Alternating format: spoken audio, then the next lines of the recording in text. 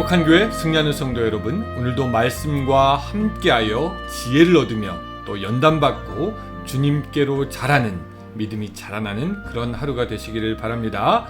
누구나 같이 하루에 성경 한 장 읽고 묵상하고 5분 메시지 나누고 또 30분 각자의 처소에서 기도하는 153 경건의 시간에 오신 것을 환영합니다. 하나님께서 오늘 우리에게 주신 이날 9월 25일 월요일 순서입니다. 자, 오늘은 우리가 사무엘하 8장을 읽을 차례인데 저와는 6절만 같이 읽도록 하겠습니다. 자, 6절입니다. 다윗이 다메섹 아람의 수비대를 두매 아람 사람이 다윗의 종이 되어 조공을 바치니라. 다윗이 어디로 가든지 여호와께서 이기게 하시니라. 아멘.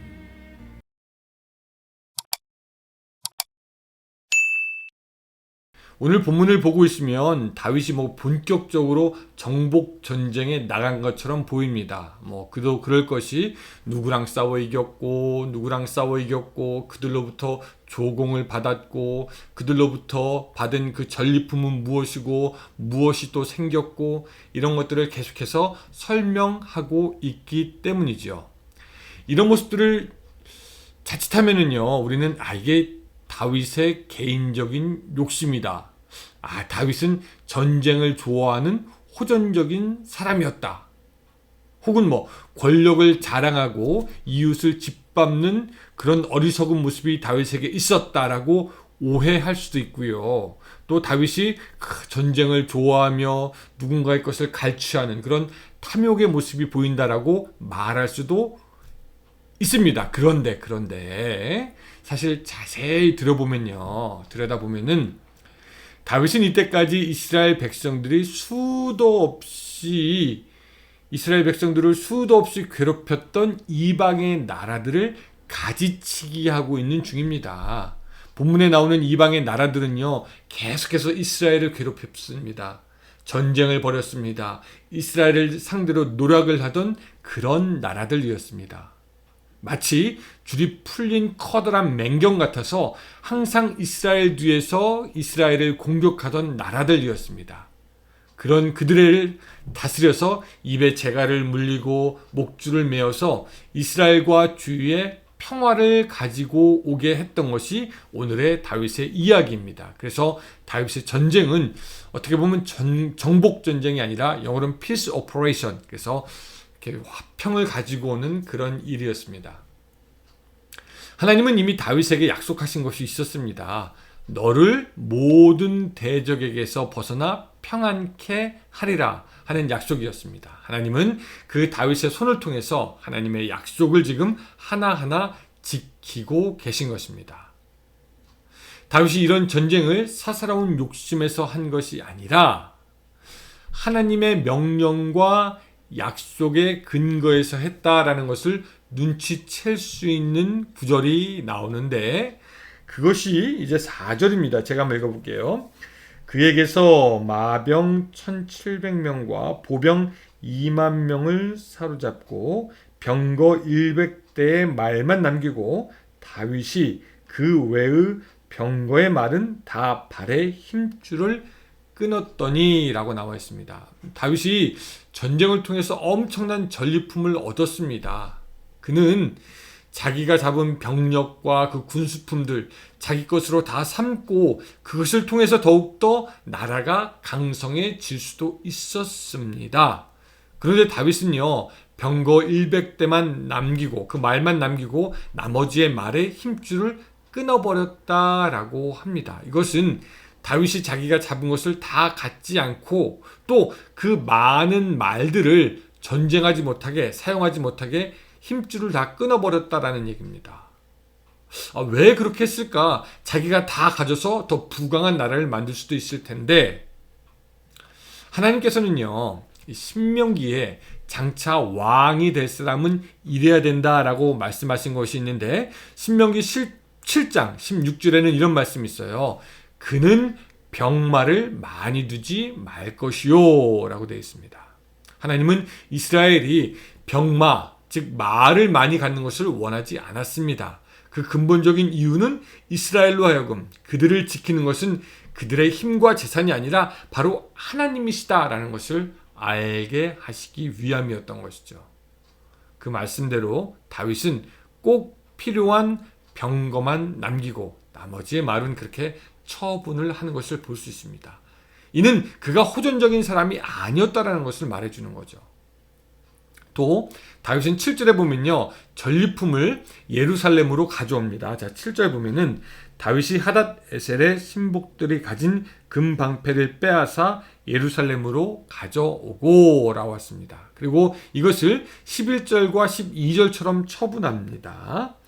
다윗 왕이 그것도 여호와께 드리되 그가 정복한 모든 나라에서 얻은 은금 곧 아람과 모압과 암몬 자손과 블레셋 사람과 아말렉에서 얻은 것들과 소바왕 르브 아들 하닷에셀에게로 노력한 것과 같이 드리니라. 그러니까 그 모든 것을 자기가 취할 수도 있었을 텐데 하나님께 드렸다는 것이죠. 사실 신명기 17장에서 하나님께서 하신 말씀을 따른 겁니다. 신명기 17장 16절에는 이렇게 조금 기록되어 있어요. 왕이 될 사람이 이래야 되는데 어때야 되냐면 자기를 위하여 은금을 많이 쌓지 말 것이라. 자, 그러니까 다윗이 자기의 탐욕 때문에 전쟁을 한 것이 아니다라는 것이 알려지는 겁니다.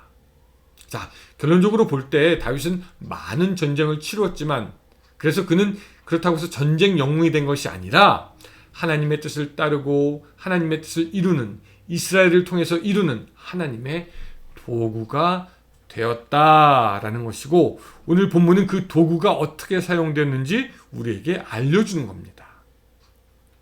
그러니까 하나님의 약속을 지켜가는 이 전쟁에서 다윗이 지면 오히려 더 그게 이상한 거죠. 그래서 성경은 다윗의 이런 전쟁의 승리를 이야기합니다. 6절 마지막 부분, 다윗이 어디로 가든지 여호와께서 이기게 하시니라. 14절 후반절, 다윗이 어디로 가든지 여호와께서 이기게 하셨더라. 이민 생활 하다 보면은 성공했다는 사람들도 보고요.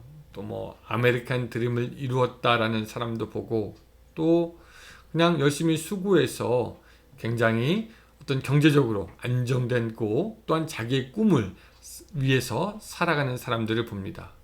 근데 반면에 그렇게 잘 자리를 잡은 사람들이 있지만 또 어떤 사람들은 마치 사울에 쫓겨다니던 다윗처럼 그 현실의 문제로 참 고민하고 염려하기도 합니다.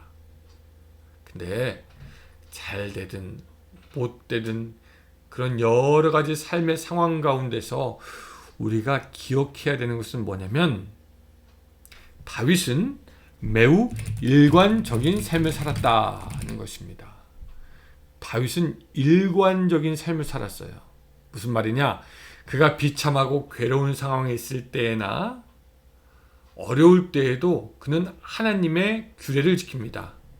그래서 여호와의 기름 부음 받은 사람을 나는 치지 않겠다. 그리고 오히려 사울이 죽었을 때 그를 위해서 애통하여 줍니다. 그는 고난의 때에도 하나님의 뜻을 이루며 살아갔고요. 또 반대로 오늘 본문처럼 자기가 엄청난 힘을 갖고 있을 때에도 자기의 이익과 유익을 위해서 살았던 것이 아니라 하나님께서 그에게 약속하셨던 그 약속을 이루어가며 그 뜻을 이루어가며 삶을 살았던 사람이다. 그런 다윗을 하나님은 어디 가든지 이기게 하셨던 것입니다. 여러분들은 어떠십니까? 어디 가든지 다윗처럼 이기기 원하십니까? 그렇다면 이제는 우리들의 삶의 중심을 바꾸어야 합니다. 나 자신의 삶 중심에서 하나님 중심의 삶으로, 나의 뜻을 이루기 위해서 사는 것이 아니라 하나님의 뜻을 이루기 위해서 살아가는 삶. 그때 하나님은요, 어디 가든지 우리를 이기게 하십니다. 왜? 우리가 하나님의 뜻을 위해서 살아가는데 우리가 지면 그것이 더 이상한 거죠. 성경은 우리에게 먼저 그 나라와 그 의를 구하라라고 말씀하고 있습니다. 하나님을 먼저 찾으라는 거죠. 오늘 하루 살아가면서 여러분들이 있는 바로 그곳에서 하나님의 법을 지키며 하나님의 약속을 이루어가는 그런 삶을 살아갈 수 있기를 주님의 이름으로 축원합니다. 기도하겠습니다. 사랑의 하나님 아버지, 환난의 때나 곤고의 때나 기쁨의 때나 감사의 때나 행복의 때나 항상 일관적으로 하나님을 따라갈 수 있도록 도와주시고 하나님을 섬길 수 있도록 도와주시고 하나님의 약속을 이루어가는 우리들의 삶이 될 수 있도록 도와주시옵소서. 예수님의 이름으로 기도드리옵나이다. 아멘. 네, 여러분 오늘도 함께 해주셔서 감사합니다. 오늘도 주님 안에서 승리하는 귀한 하루 되시기 바랍니다. 안녕히 계세요.